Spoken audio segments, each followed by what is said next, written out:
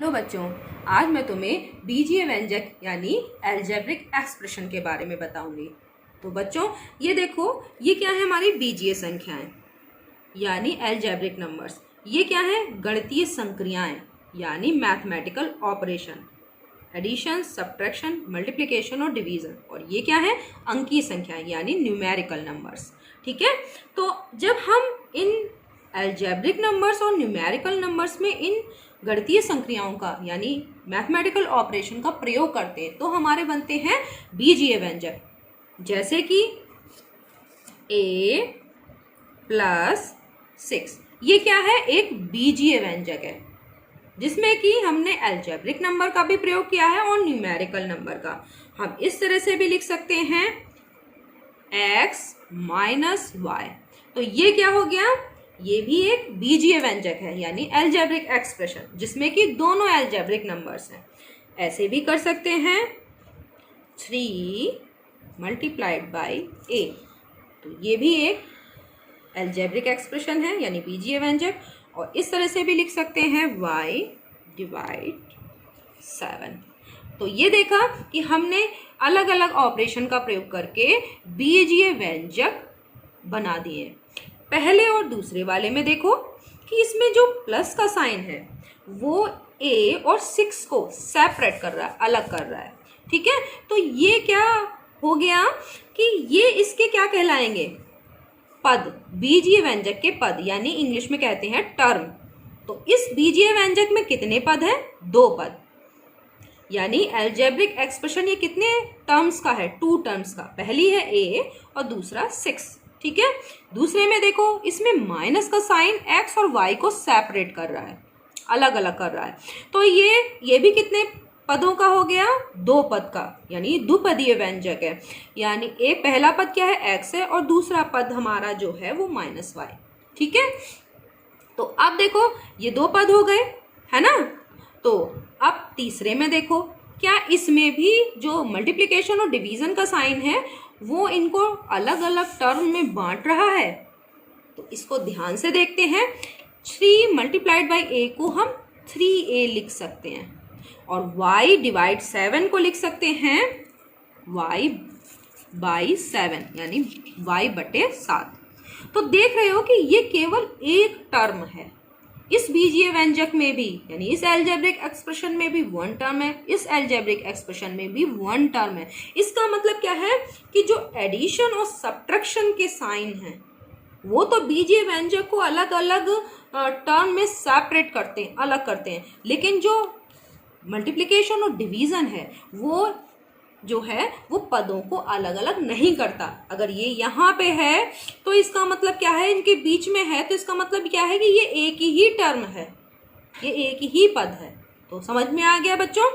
अब चलो एक बड़ा सा बीजीय व्यंजक लेते हैं। ठीक है, तो जो देखते हैं ये x है, हमने ले लिया 3x⁻3।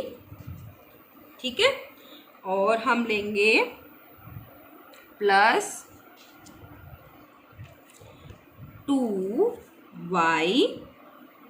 ठीक है, अब आगे और भी देखते हैं, माइनस लगाते हैं और लिख देते हैं हम 5। तो अब देखो कि यहाँ पर एडिशन और सब्ट्रैक्शन का साइन है। इसका मतलब है कि इसमें कितने पद हैं, इस बीजीय व्यंजक में कितने पद हैं? तो पहला पद है 3x⁻3, दूसरा पद है 2y और तीसरा पद है -5। जब माइनस का साइन होगा तो हम उसे चिन्ह सहित लेंगे और प्लस का है तो उसे 2y भी लिख सकते हैं या +2y भी, प्लस को हम इग्नोर कर सकते हैं तो 2y भी बोल सकते हैं। तो इस पद में मतलब इसमें जो ये वाला पद है -5, इस पद में क्या करोगे तुम कि माइनस भी बोलोगे क्योंकि साइन जो है माइनस का है, तो हम इसको इग्नोर नहीं कर सकते। अब देखो इस बीजीय व्यंजक में कितने पद हैं यानी अलजेब्रिक एक्सप्रेशन जो है वो कितने टर्म का है। तो देखो एक टर्म ये यानी एक पद ये हो गया, दूसरा पद 2y हो गया, तीसरा पद -5। तो ये एक त्रिपदीय व्यंजक है। ठीक है, त्रिपदीय व्यंजक को क्या बोलते हैं? ट्राइनोमियल। यानी एक पद का अगर व्यंजक होगा, अगर यही खाली होता एक पद का तो कहते इसको मोनोमियल, और अगर 2 पद का है जैसे ये है तो उसको कहेंगे बाइनोमियल। और अगर 3 पद का है जैसा कि ये दिख रहा है तो इसे बोलेंगे ट्राइनोमियल। और अगर इससे ज़्यादा पद हो तो हम उसे क्या बोलेंगे, पॉलिनोमियल यानी बहुपदीय व्यंजक। अब इस व्यंजक में देखते हैं, इसके फैक्टर्स का ट्री बनाते हैं, ठीक है, कि इसमें कितने कितने फैक्टर्स हैं। तो चलो देखते हैं। पहले वाले को अगर हम एक्सपेंडेड फॉर्म में लिखेंगे तो कैसे होगा, ये देखो, एक और लगाते हैं, ये देखो, ये और अब देखो, इसको हम एक्सपेंडेड फॉर्म में लिखेंगे तो ये हो जाएगा ये 3। इसके ये गुणनखंड है कि कौन कौन से गुणनखंड है भाई, देखो ये 3 है। और x को अगर हम गुणा के रूप में लिखेंगे तो x कितनी बार, इसकी घात कितनी है, 3। तो इस ये x को कितनी बार मल्टीप्लाई किया गया, 3 बार। तो x 3 बार आया है ना, तो इसके जो फैक्टर होंगे वो x, x और x, ठीक है। तो इसके ये फैक्टर्स हो गए। अगले वाले जो पद है यानी जो टर्म है 2y, इसको देखते हैं तो इसके सिर्फ 2 फैक्टर्स होंगे, एक 2 और दूसरा y। एक ये 2 हो गया और दूसरा क्या हो गया, y। और अगले के कोई फैक्टर नहीं होगा क्योंकि -5 है, वो एक ही पद है और उसमें एक ही फैक्टर है, ठीक है। तो अब तुम्हें समझ में आ गया कि ये इसके फैक्टर्स हो गए। अब इससे हमें क्या फायदा मिलेगा, इससे हम कोफिशिएंट यानी गुणांक देख सकते हैं। यानी इस पद में y का गुणांक क्या है, y के गुणा का अंक, तो y के गुणा में क्या है, 2, ठीक है। तो इसको कहते हैं y का गुणांक क्या हो गया, 2। तो y का क्या हो गया, कोफिशिएंट अगर बोलेंगे, इंग्लिश में इसको कोफिशिएंट बोलते हैं, तो y का कोफिशिएंट क्या है, 2 है। और अगर 2 का कोफिशिएंट बोले तो क्या है, y। तो जो जिसके गुणांक में हो, जैसे अगर हमें y का कोफिशिएंट निकालना है यानी y का गुणांक निकालना है तो हम क्या कहेंगे, 2, और 2 का कोफिशिएंट y, ठीक है। इसमें भी देखो, अगर इस पद में 3x की घात 3 में ये पद है एक हमारा, और इसमें हम देखते हैं कि x की घात 3 का कोफिशिएंट यानी गुणांक क्या है, तो क्या होगा, 3। इसकी गुणा में यही तो आ रहा है। अगर हम कहें कि x स्क्वायर का कोफिशिएंट क्या है, तो x स्क्वायर के, ये x इंटू एक्स हो गया x स्क्वायर, इसके गुणा में क्या क्या आ रहा है, इसको छुपा लो। अब क्या क्या आ रहा है, 3 और x, तो ये हो गया 3x। तो 3x क्या हो गया, इस x स्क्वायर का कोफिशिएंट हो गया, ठीक है, यानी गुणांक हो गया।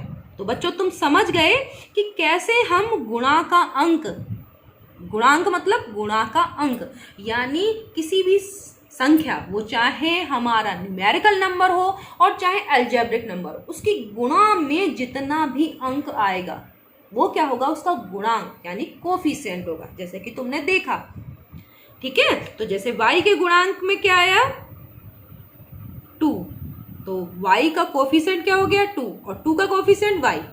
तो समझ में आ गया कि कैसे हम गुणांक निकालते हैं। अब देखो, अगर हम यहाँ पर बोलें कि 5 का कोफिशिएंट क्या है, तो 5 के गुणांक में क्या है, -1।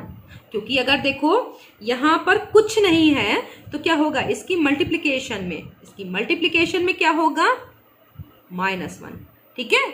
तो क्या हो गया, 5 का अगर हम कोफिशिएंट कहें यानी गुणांक कहें तो क्या होगा, -1, ठीक है। तो हम किसी भी पद में, चाहे वो न्यूमेरिकल नंबर हो चाहे अलजेब्रिक नंबर हो, हम उसका कोफिशिएंट यानी गुणा का अंक यानी गुणांक निकाल सकते हैं। तो अब तुम्हें समझ में आ गया कि बीजीय व्यंजक क्या होता है। तो बीजीय व्यंजक में क्या करते हैं कि कोई भी अलजेब्रिक नंबर हो, न्यूमेरिकल नंबर हो या खाली अलजेब्रिक नंबर हो, और उनमें हम जो गणितीय संक्रियाएं हैं यानी 4 ऑपरेशन, उनका जब प्रयोग करते हैं तो बनते हैं हमारे बीजीय व्यंजक यानी अलजेब्रिक एक्सप्रेशन। और वो कितने प्रकार के होते हैं, अगर उसमें केवल एक टर्म है यानी एक पद है तो उसको हम एक पदीय व्यंजक बोलेंगे यानी मोनोमियल। और अगर 2 पद यानी 2 टर्म्स हैं तो उसको बोलेंगे बायनोमियल यानी द्विपदीय व्यंजक। और अगर 3 टर्म है तो हम क्या बोलेंगे उसको, ट्राइनोमियल यानी त्रिपदीय व्यंजक। और बहुत सारे पद हैं तो क्या बोलेंगे, पॉलिनोमियल यानी बहुपदीय व्यंजक, और उसके गुणांक यानी कोफिशिएंट भी हम निकाल सकते हैं। धन्यवाद।